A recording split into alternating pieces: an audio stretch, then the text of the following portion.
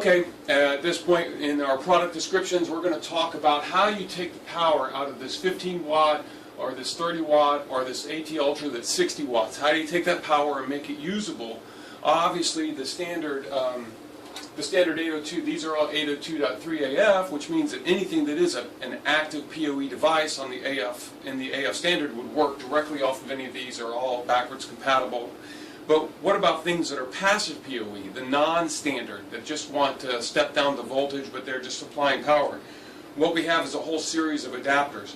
These little guys are the 802.3 AF adapters that take in the 50, they do all the signaling back to the device, they accept the power, and then they can deliver the power one of two ways. They can deliver it in different configurations on the pinout. Pins 4 or 5 are what you normally expect the positive power to be on, 7 and 8 negative. You can also do reverse polarity. We have a whole set of these products. So you'll see later, we'll talk about some of the products that this little device can power. And then this is where we split it out onto a barrel connector. And that gives you an option to power a whole bunch of different things. Again, this is all the 802.3 AF 15 watt standard. Okay, that's driven off of our switches that are full power, not half power all the time. But you say, well, okay, these are the 802.3 AF. What about the AT? Well, that's handling 30 watts. Takes a little bit bigger device, a little more heat distribution issue. And on this scenario, what we do with the AT is, obviously it can be powered directly from the switch if it's an AT compliant device. But if it's not AT compliant and you just want 30 watts at any endpoint, we split it out and put it on the barrel. And then the barrels can be adapted to any size you want. These come out in 12 volt, 24 volt, 5 volt, all a whole different set of products. So this is how you get 30 watts on this barrel, okay? And then obviously data is still delivered on the data side. And then finally we start talking about the bigger guy, and that's the AT Ultra. This is 60 watts of power, okay? So it brings in the 60 watt power off of the AT Ultra that has, in this particular case, a 500 watt power supply.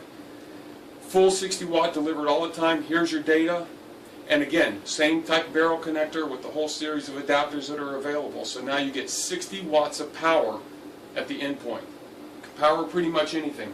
As an example, on our AF products, which are these devices, this is what some of the people have done very easily.